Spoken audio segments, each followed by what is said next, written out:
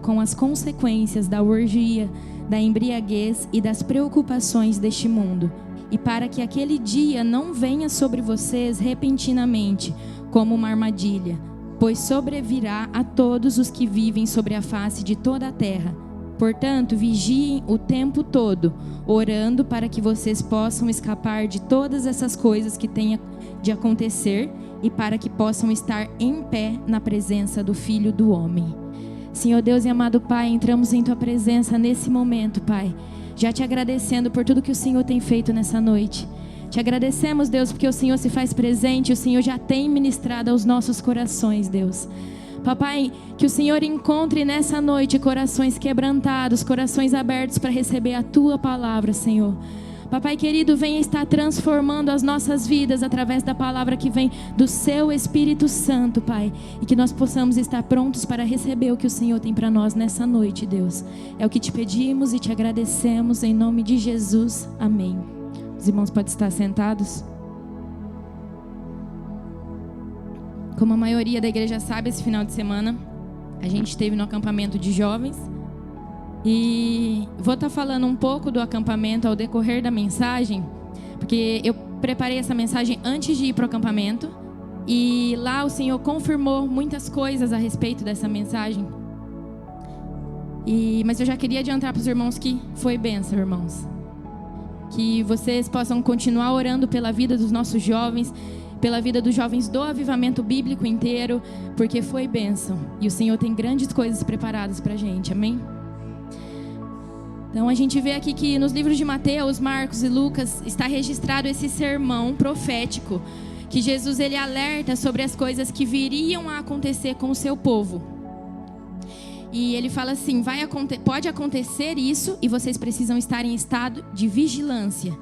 Tem uma outra passagem que o Senhor ele também nos adverte com uma parábola das 10 virgens, que nós devemos sempre manter as nossas lamparinas acesas, porque senão o noivo vai chegar e se eu não tiver com a minha lamparina acesa, eu não vou ao encontro do noivo. E usei aqui o verbo adverter. O que é adverter? Adverter é o mesmo que avisar, comunicar, dar um presta atenção. É assim, quando a gente vai sair de casa e a mãe fala assim, ó, leva o guarda-chuva, que vai chover. E chove, gente. É doido. Eu não sou mãe ainda, mas não sei o que acontece.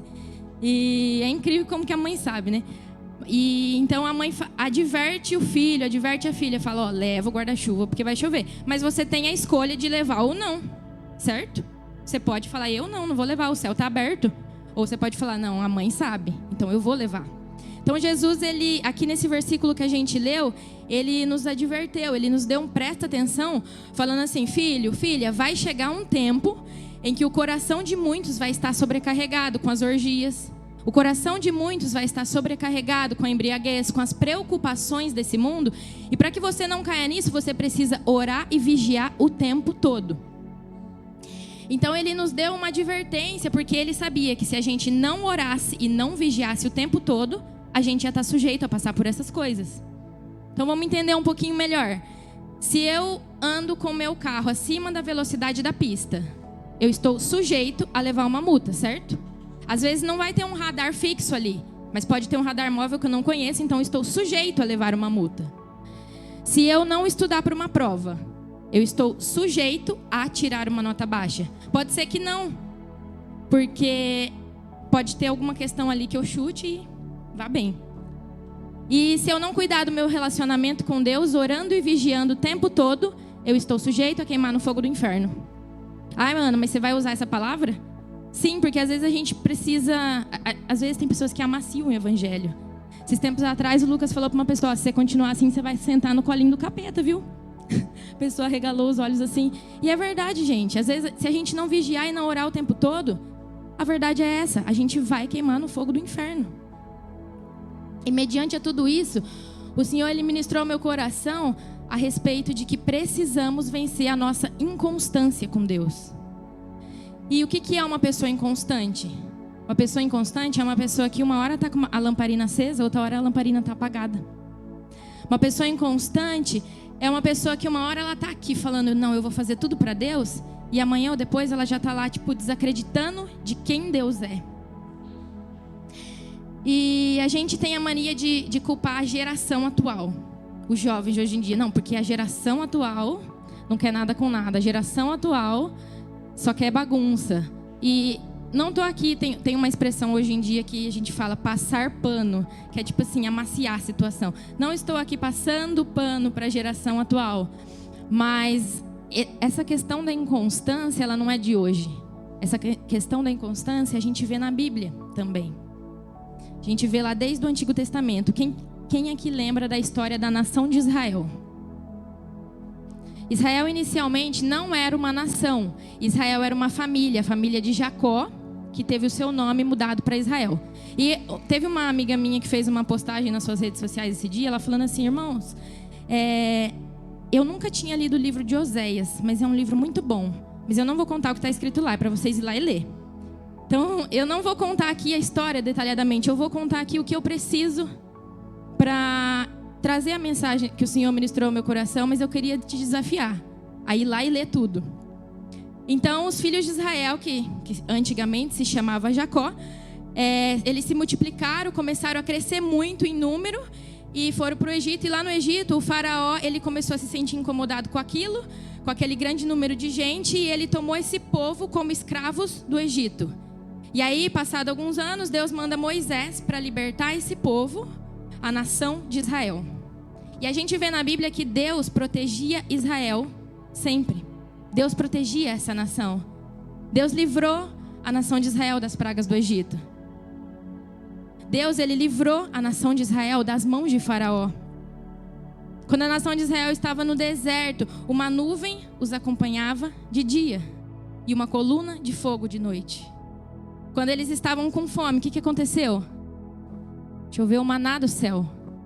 Ou seja, essa nação vivia milagres atrás de milagres. Só que aí, quando eles saem do Egito, Deus propõe uma aliança com aquele povo. Êxodo 19. Se vocês ouvirem a minha voz e obedecer aquilo que eu falar a vocês, vocês serão a minha propriedade particular. Olha que coisa linda. Imagina Deus chegar em você e falar: irmã Helena, você é a minha propriedade particular se você obedecer a minha voz e seguir o que eu estou te falando. Mas aí a gente continua a história, um pouco mais para frente, a gente vê que passado 40 dias... esse mesmo povo que viveu milagres atrás de milagres, esse mesmo povo que viu Deus cuidando de tudo. Quando eu estava com fome, Deus mandava o meu alimento. Quando eu estava com frio, Deus mandava o fogo para me aquecer. Esse mesmo povo estava se prostrando diante de um bezerro de ouro. O que é isso, gente? É inconstância. Por que antes eu vivia milagres atrás de milagres e hoje eu me prostro diante de bezerro de ouro? E a pergunta que a gente pode fazer nessa noite não é por que eles fizeram aquilo, mas porque a gente faz isso. Por que a gente se prostra diante da mentira? Por que a gente se prostra diante da falsidade, diante da embriaguez, diante da prostituição, diante da pornografia? Por que a gente faz isso? Por que a gente se prostra diante da preguiça? Que não é falado muito nos púlpitos, né? Por que a gente se prostra diante da gula? Não sei qual que é o seu bezerro de ouro, mas o fato é que a igreja, ela vive numa inconstância. Mas por que a gente faz isso? Se a gente conhece um Deus que faz a gente viver milagres atrás de milagres. E voltando aqui para a história da nação de Israel, Deus fala para Moisés preparar o povo, porque ele iria falar com o povo. Então Moisés leva o povo até o pé do Monte Sinai. E a Bíblia conta que ali naquele monte começou trovões, relâmpagos, som de trombeta, que o monte fumegava porque a presença do Senhor estava ali. E a Bíblia conta que aquela multidão ficou com medo. E eles falaram para Moisés em Êxodo, capítulo 20, versículo 19: fale-nos você e ouviremos, porém não fale Deus conosco, para que não morramos. O povo falou para Moisés assim: eu não quero ouvir a voz de Deus diretamente, não. É para você ir lá falar com ele. E a gente faz isso hoje em dia, irmãos. Eu ouvi esse trechinho aqui numa ministração, pastor Douglas Gonçalves. E ele falava: a gente faz isso hoje em dia. Que a gente fala assim: pastor, vai lá e morre a semana inteira e me traz algo aqui no domingo. Líder, vai lá e morre a semana inteira e me traz uma mensagem. Eu quero ouvir uma mensagem, mas quem tem que morrer é você. Vai lá, porque eu não quero falar com Deus diretamente. Infelizmente, nada mudou. E aqui a gente aprende o primeiro princípio para a gente vencer a inconstância, que é parar de terceirizar serviço. Já falei sobre isso aqui quando eu ministrei uma pregação a respeito da oração. A gente precisa parar de terceirizar serviço, irmãos, porque a salvação é individual. A Bíblia fala que 2 vão estar deitados numa cama. Um vai ser levado e o outro vai ficar. Porque a sua salvação não depende de mim. A sua salvação depende de você. E eu nunca vou conseguir vencer a minha inconstância enquanto eu ficar esperando você fazer o que eu preciso fazer. E o povo aqui, quando a gente vê essa história, o povo ele estava certo. Sabe por quê? Porque quando Deus fala comigo, alguma coisa tem que morrer em mim. Então o povo estava certo. Eles falaram assim: eu não quero ter um encontro diretamente com Deus. Eu não quero que Deus fale comigo. Porque quando Deus falar comigo, alguma coisa vai ter que morrer em mim. Mas eu não quero abrir mão das coisas que eu faço. Eu não quero abrir mão das coisas que eu vejo, que eu falo. Não, eu quero que alguém vá lá, morra por mim a semana inteira e me traga uma mensagem do céu. Eu não quero passar todas as coisas que eu preciso passar. O evangelho de Deus é feito de renúncia. Eu não quero renunciar. Eu só quero bênção. Eu só quero receber. Eu estou com as mãos assim, para receber. Mas eu não renuncio às minhas vontades. Eu não renuncio aos meus pensamentos. E é chegado um tempo da gente se posicionar, igreja. Se a gente quer viver o avivamento, é chegado o tempo da gente se posicionar e parar de terceirizar serviço. Tem alguns estudos que mostram que os grandes avivamentos, eles aconteceram depois de algum tempo de crise. E a gente viveu um tempo grande de crise, né? Estamos vivendo ainda. E aí a gente fica assim: ai Deus, o Senhor tem uma promessa sobre o Brasil, que vai vir um grande avivamento sobre o Brasil. Mas o avivamento no Brasil não vai acontecer quando ele não acontecer em você primeiro, gente. A gente precisa ter isso na nossa mente. Não adianta eu esperar um avivamento no meu país, não adianta eu esperar que a minha nação seja reconhecida no mundo pelo nome do Senhor, se eu não tenho isso dentro de mim, se eu não vivo esse avivamento dentro de mim. A gente está muito acomodado, mas a gente precisa lembrar, a salvação ela é individual. E se você quer se aprofundar no Senhor, você precisa começar a queimar por Ele como nunca antes. Você precisa sacrificar por Ele o que você ainda não sacrificou. Porque culto de domingo, gente, só culto de domingo não resolve. Se você comer só no domingo, você vai morrer. O Guilherme chegou para mim durante o acampamento, porque lá a gente tinha cultos que você nem via a hora passar e você nem queria que acabasse. E ele falou assim: Ana, a gente podia ter culto lá na nossa igreja de 3 horas, né? Sabe o que eu vejo? Que às vezes a gente vem para a igreja, o culto aqui começa às 6h30. Quando dá 7h40 a gente já fica: ixi, não vai acabar não? Tem até às 8 para acabar, hein? Não vai acabar? Às vezes a gente limita a ação do Espírito Santo porque a gente está preocupado com coisa lá fora. Eu estou preocupado com o que eu vou jantar, se vai ter janta ou não. Eu estou preocupado se eu vou conseguir pagar minha conta de amanhã, se amanhã vai ser um dia bom. Ai, porque é segunda-feira, amanhã, pelo amor de Deus. Mas eu não estou preocupada aqui. A gente precisa renunciar. Falei pro Lucas, falei assim, eu nem quero olhar nada de resultado de eleições agora, porque a gente fica preso lá fora, irmãos.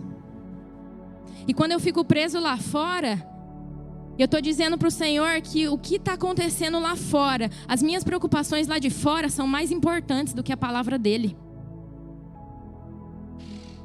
A gente precisa parar de terceirizar serviço. Se eu tenho que renunciar, é eu que tenho que renunciar. Não é você que vai renunciar por mim. Se eu tenho que dobrar o meu joelho no chão e orar, sou eu que tenho que fazer isso. Não adianta. Não adianta o Lucas dobrar o joelho no chão pela minha vida, se eu não fizer isso. Então é preciso a gente parar de terceirizar serviço. Amém? Porque quando eu não faço isso, gente, eu estou falando para Jesus que o sangue que Ele derramou na cruz foi em vão. Porque a palavra do Senhor fala que quando Jesus foi crucificado, o véu do templo se rasgou e nós passamos a ter acesso direto com o Pai. Então, quando eu espero que você faça algo por mim, eu estou falando, Deus, eu não quero ter esse acesso direto. Para mim não vale nada que o véu do templo tenha se rasgado. Então, precisamos parar de terceirizar serviços se a gente quer vencer a nossa inconstância, amém? Continuando aqui a passagem, a gente vê que Arão fez o bezerro de ouro, fez um altar, e aí ele falou assim, amanhã nós vamos fazer uma festa ao Senhor. Mas espera aí.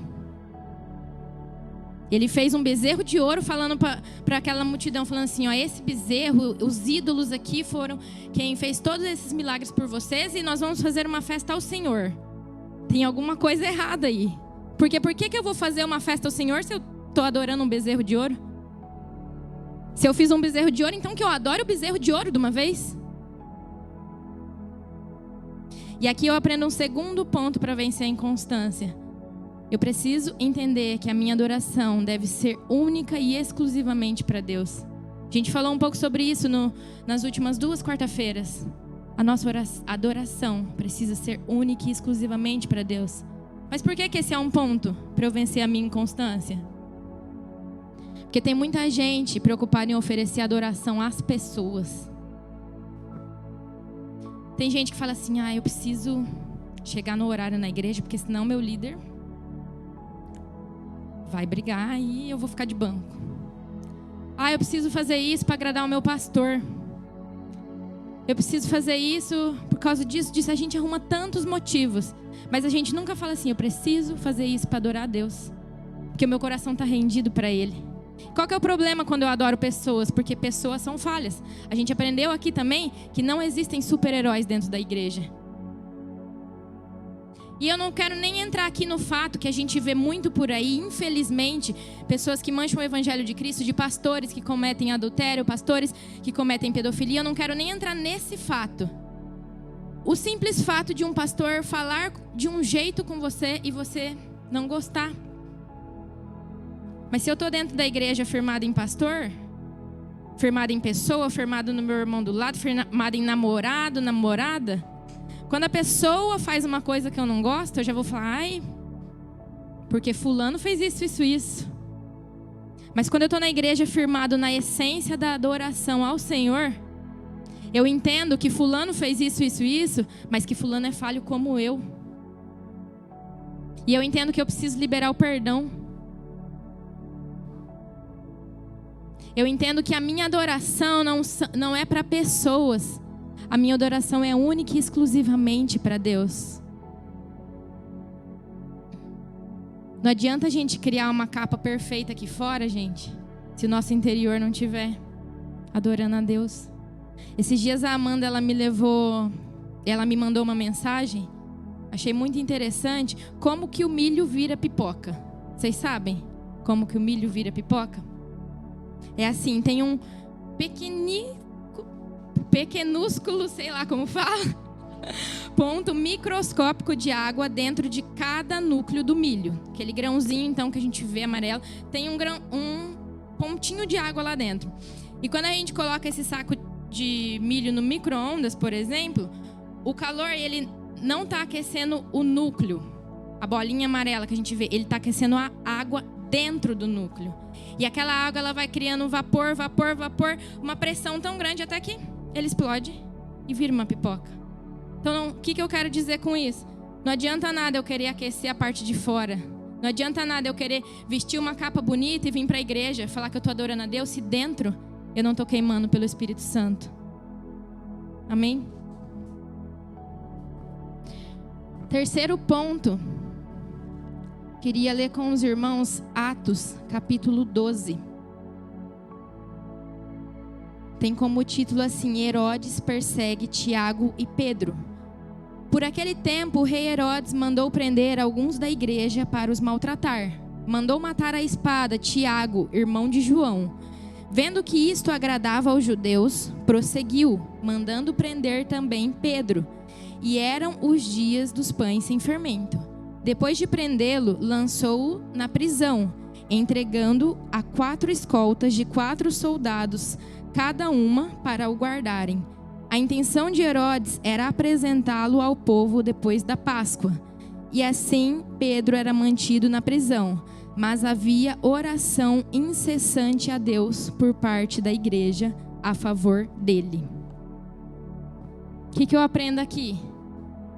Que eu preciso orar pela vida do meu irmão. Mas Ana, você acabou de falar aqui para mim que cada um tem que fazer o seu. Sim, eu não posso pedir para a Nair fazer uma coisa que eu preciso fazer.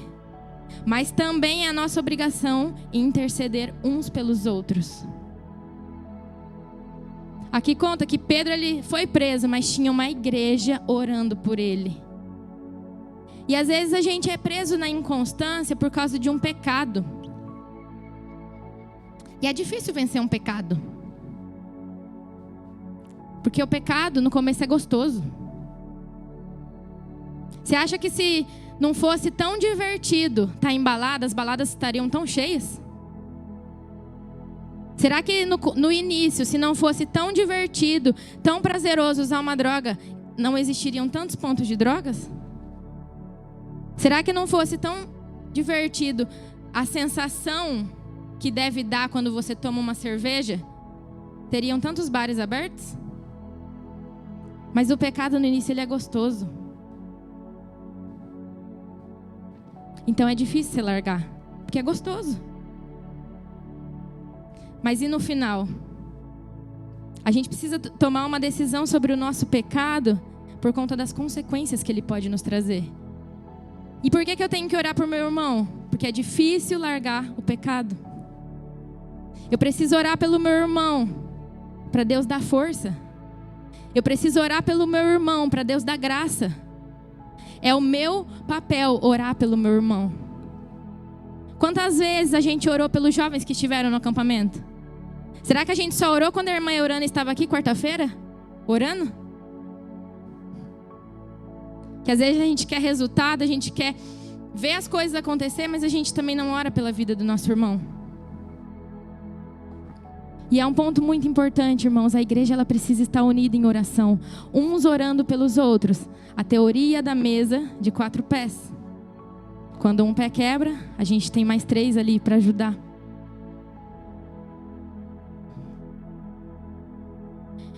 Lá no acampamento, o pastor Josué Santa Rosa, ele nos lembrou daquela historinha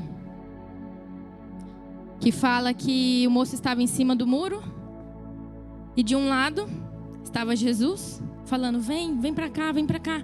E do outro lado estava o diabo lá,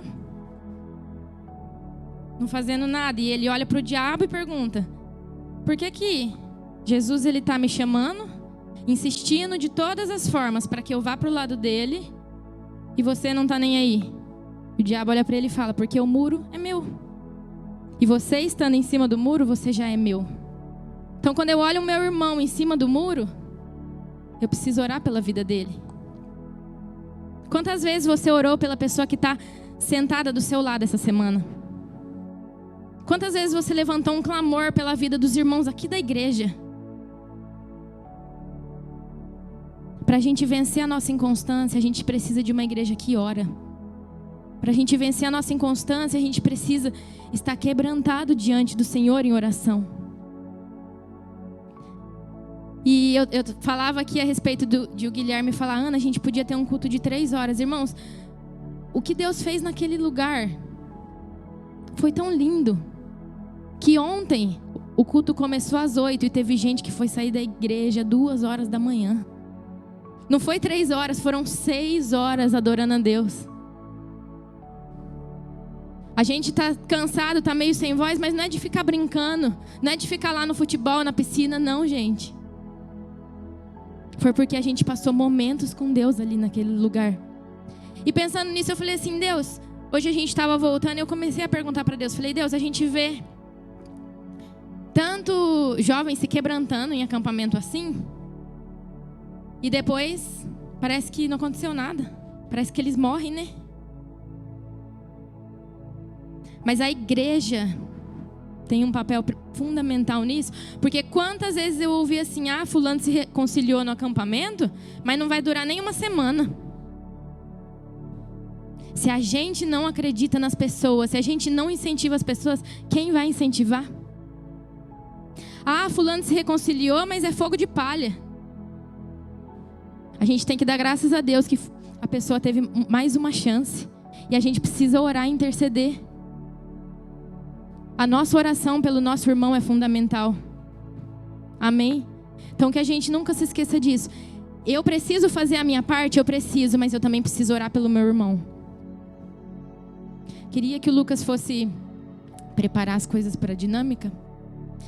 E o quarto ponto que eu queria falar é sobre reforma. Preciso passar pela reforma para eu vencer a minha inconstância. Esse dia eu estava conversando com uma amiga minha e eu falei para ela, falei assim, nossa, para quem conhece a casa que eu moro e viu ela antes, viu que a gente precisou fazer bastante coisa dentro dela para poder mudar. E tem muita coisa para reformar fora. E eu falava assim para ela, eu falava assim, Rebeca, já tem que pintar essa casa tudo de novo. Porque as paredes já tá tudo manchada. E não faz nem um ano que eu mudei. E as paredes já tá tudo manchada. Preciso pintar de novo. E o Senhor começou a ministrar o meu coração a respeito de reforma. Porque às vezes a gente acha assim, ai, eu fui tocado pelo Espírito Santo. Eu fui tocado pelo Espírito Santo, então já estou de boa. Não preciso mais buscar, não preciso mais orar, não preciso mais ler a Bíblia. O Senhor já me deu o que eu estava pedindo, então estou de boa. Mas não, gente. A gente precisa de uma reforma na nossa vida todos os dias, porque assim como na minha casa, que eu reformei por dentro, ela já está precisando de uma manutenção. A gente precisa de uma manutenção todos os dias. Eu queria perguntar aqui, quem que gosta de Coca-Cola? Vocês gostam de Coca-Cola? Então eu vou escolher um voluntário. Vem aqui, Luzia, me ajudar. Você gosta mesmo? Aqui tem uma Coca-Cola geladinha. Eu vou abrir ela aqui, ó. Olha o barulhinho. Ai, meu Deus.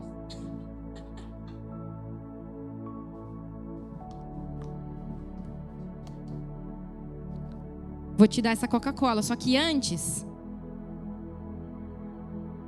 eu tenho aqui 1 ml de água do vaso, do banheiro masculino.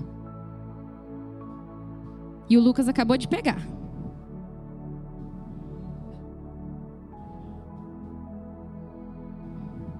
Você quer tomar? Mas você não gosta? Mas é 1 ml. E eu fiz os cálculos, não sei se eu estou certa. Mas aqui tem 99,5% de Coca-Cola e só 0,5% de água do vaso. Mas você não gosta de Coca-Cola? Pode voltar, obrigada. Por que eu fiz isso, irmãos? Porque às vezes a gente quer oferecer isso aqui para Deus. Eu vi isso aqui na internet e eu achei incrível. Falei, eu preciso trazer lá na igreja. Às vezes a gente quer oferecer isso aqui para Deus. A gente está 99,5% bem, mas tem aquele 0,5% de pecado. E eu falo, não, mas não tem problema. É 99,5% bom. É só 0,5% de pecado. Mas mesmo assim, eu quero entregar isso aqui para Deus. Se eu não tenho coragem de beber isso aqui, por que eu quero entregar isso aqui para Deus? Então a gente precisa de uma reforma. Eu preciso de uma reforma. Quem aqui precisa? E às vezes a reforma dói, porque a reforma tem que quebrar e fazer de novo. O Antônio fica doido, que às vezes a gente liga para ele e fala, Antônio, estourou o registro do chuveiro. E aí tem que quebrar o azulejo, tem que abrir a parede, fazer tudo, colocar de novo. Mas a reforma, ela é necessária. E eu queria fazer um momento aqui agora com os irmãos. Eu queria que você se desconectasse de tudo. Agora não é hora da gente tomar água, agora não é hora de ir no banheiro, agora não é hora de conversar. E eu queria colocar um louvor para a gente ouvir e adorar a Deus junto. que ele fala sobre reforma. Fala assim: a minha casa, ela precisa ser reformada. Os meus alicerces, eles precisam ser reconstruídos. A minha fiação precisa ser trocada. E eu queria que nesse momento você ficasse, você e Deus. Não se preocupe para quem está do seu lado. Não se preocupe com o que você vai fazer a hora que você vai sair daqui. Preste atenção na letra desse louvor. E tenha um momento, você e Deus. Se você quiser ajoelhar, se você quiser ficar em pé, fique à vontade. Tenha o seu momento com Deus. Deixe o Espírito Santo trabalhar na sua vida com a letra desse louvor. São cerca de 5 minutos, irmãos. Não é muito tempo. Mas que você se conecte com Deus. Amém?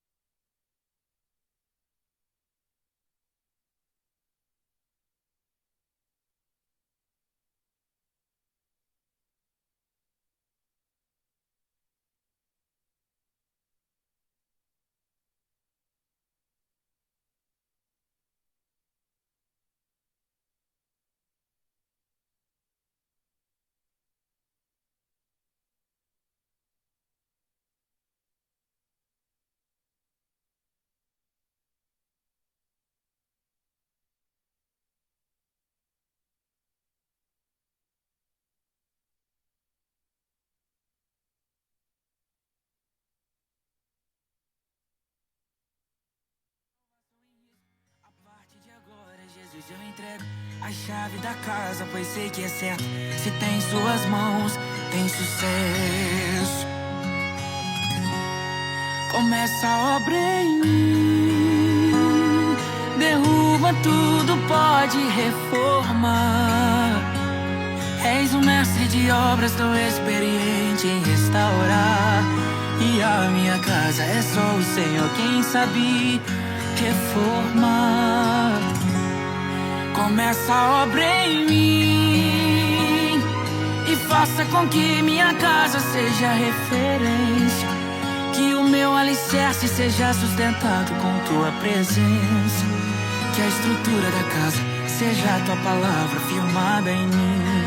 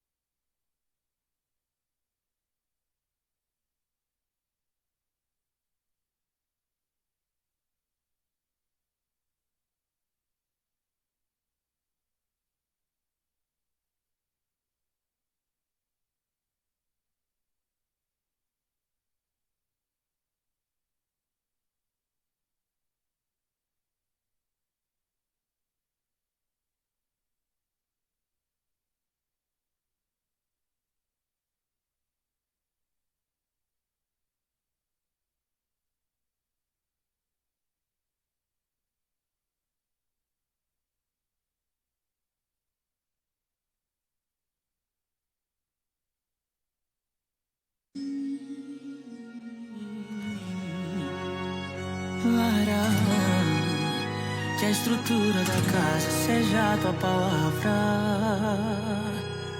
firmada em mim. Amém. Continue nesse espírito de oração. Nós precisamos de uma reforma. Todos nós precisamos. E sabe por que eu quero ser reformada? Eu quero ser reformada para o Espírito Santo de Deus habitar dentro de mim. Eu quero ser reformada para que o Espírito Santo se manifeste através da minha vida. E nós precisamos ansiar por isso, irmãos. Lá no acampamento para a honra e glória do Senhor Jesus, nós estávamos em 218 jovens. E teve mais de 50 pessoas batizadas com o Espírito Santo. Mas isso porque a gente se permitiu ser reformado. A gente se permitiu, falou: Jesus, eu estou entregando nas suas mãos uma casa que está bagunçada, uma casa que não tem porta, uma casa que está suja, mas eu estou entregando a chave nas suas mãos. E quem cuida dela agora não sou mais eu. Quem cuida dela é o Senhor. Então, se a gente quer permanecer constantes no Senhor, se a gente não quer ficar vivendo uma vida com o Senhor só de domingo, eu preciso permitir que a reforma aconteça na minha vida. Amém? E eu termino com esse ponto. Que a reforma aconteça na nossa vida. Que a gente deixe o Senhor trabalhar. Que a gente não se preocupe com hora de acabar culto, com hora de começar culto. Mas que a gente deixe a liberdade para o Espírito Santo. Amém? Queria passar para o presbítero Daniel. Aplauda o Senhor.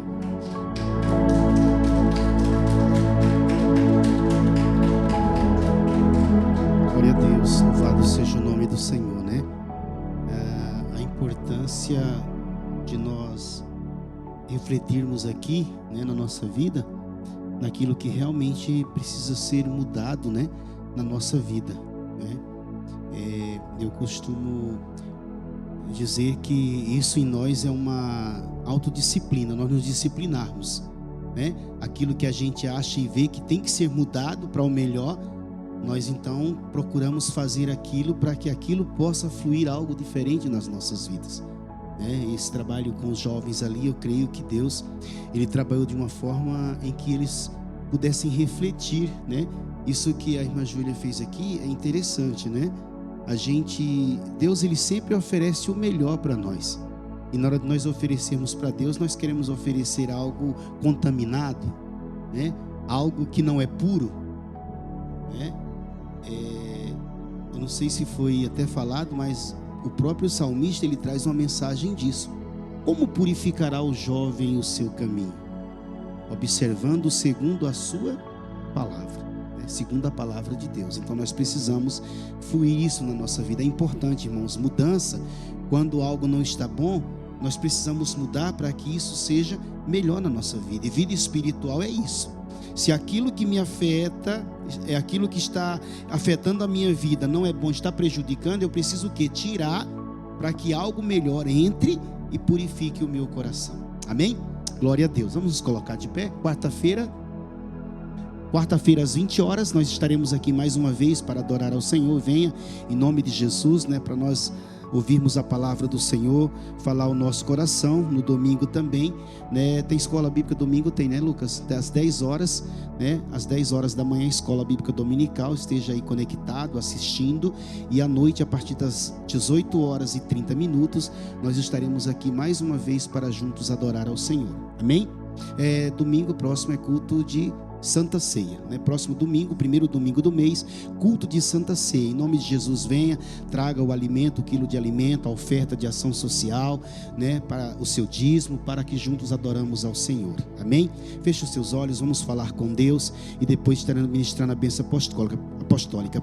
Pai querido, Deus amado, nós te louvamos, nós te adoramos. Mais uma vez somos gratos a Ti por este momento na Tua presença. Obrigado, Deus, por ter falado ao meu coração, ao nosso coração, ao coração da Tua igreja nesta noite. Obrigado pela Tua palavra, Senhor. Continue nos abençoando, nos direcionando, para que nós possamos sempre estarmos oferecendo o melhor para o Senhor das nossas vidas e possamos, ó Deus, fluir, Senhor, na Tua presença. Que o Teu Espírito, Senhor, seja presente cada dia nas nossas vidas, nos limpando, nos purificando, para que nós possamos ter uma vida santificada na Tua presença.